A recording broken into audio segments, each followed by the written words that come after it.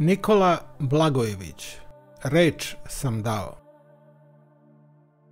Ovo je priča iz davno prohujelih vremena drugog Balkanskog rata. Ovo je jedna kratka epizoda iz Bregalničke bitke vođene od 30. juna do 9. jula 1913. godine, koja je otpočela iznenadnim noćnim napadom bugarske vojske na srpske položaje na reci Bregalnici. Priča pod naslovom Reč sam dao objavljena je u časopisu Balkanski rat u slici i reči u broju 39 krajem 1913. godine i ona govori o posljednjem herojstvu jednog zaboravljenog srpskog heroja, majora Nikole Blagojevića. Ta potresna priča, preneta u celini, glasi ovako. Znajući dobro od koliko ga je značaja da se održi jedan čuvik na Čupinu brdu, komandant Dunavske divizije drugog poziva, general Mihajlo Rašić, uze slušalicu telefonsku i otpoče kratak razgovor sa pozicijom. Alo, ko je tu? Komandant bataljona u 9. puku major Nikola Blagojević. Ovdje je general Rašić. Zapovedajte, gospodine generale. Poziciju na kojoj ste treba da zadržite po svaku cenu. Zadržat ću je, gospodine generale. Nju morate zadržati. Zadržat ću. Čast Srbije zahteva. Zadržat ću. U krajnjem slučaju, u najgorem slučaju, ne silazim odavde živ. Dajem reč. Hvala vam. Razumem. Govor se prekide. Posle nekoliko trenutaka grunu ceo bugarski puk na bataljon majora Blagojevića. Udar bejaše silan, lud, divljački.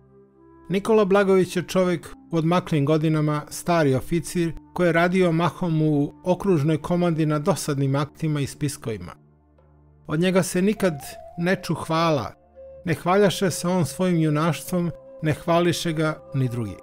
Mada ga niko nije ni kudio, ali dođe rat. Kapetan Blagojević svuda bejaše pouzdan.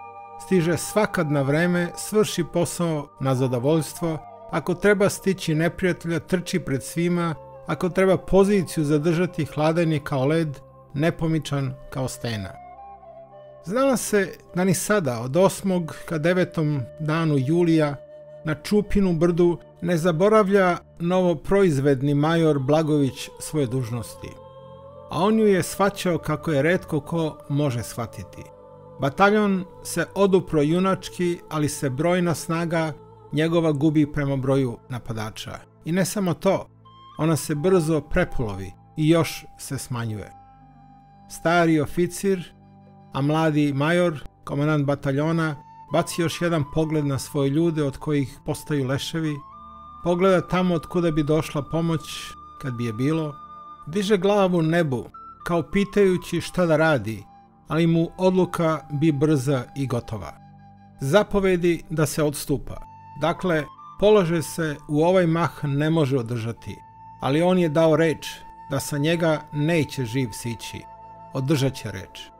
Bugari halaknuše i stadoše uskakati u šanac. Prvi i drugi, koji behu najbliži, majoru padoše od metaka njegova revolvera.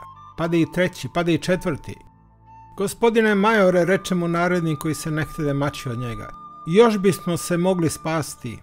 Ti idi, a ne mogu bez vas, zapovedam, odričem poslušnost.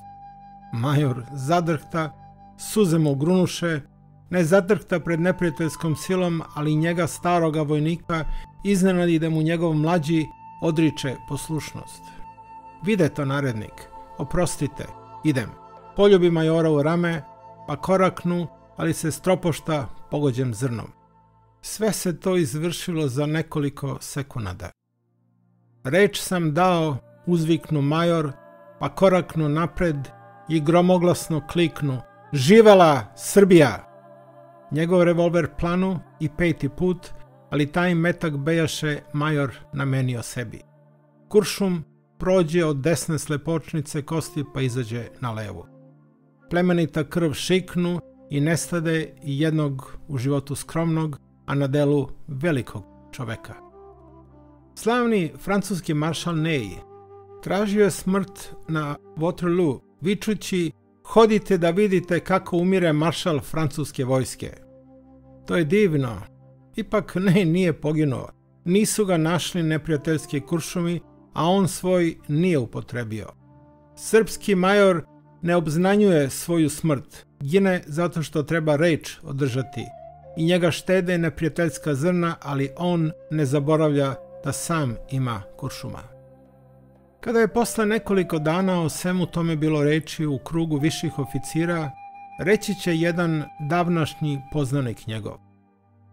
To je prvi i poslednji put da se mirni moj Nikola zabrojao. On je zacelo mislio da u revolveru samo ima još jedan metak, pa ga je čuvao za sebe. A on je imao 2. Pretposlednjim je pokosio sebe, a poslednji je ostao neupotrebljen. Kada dođe dan opštih vaskrsa mrtvih, Nikola će sebe za tu omašku koriti. Neka mu je večna slava, da se ne zaboravi.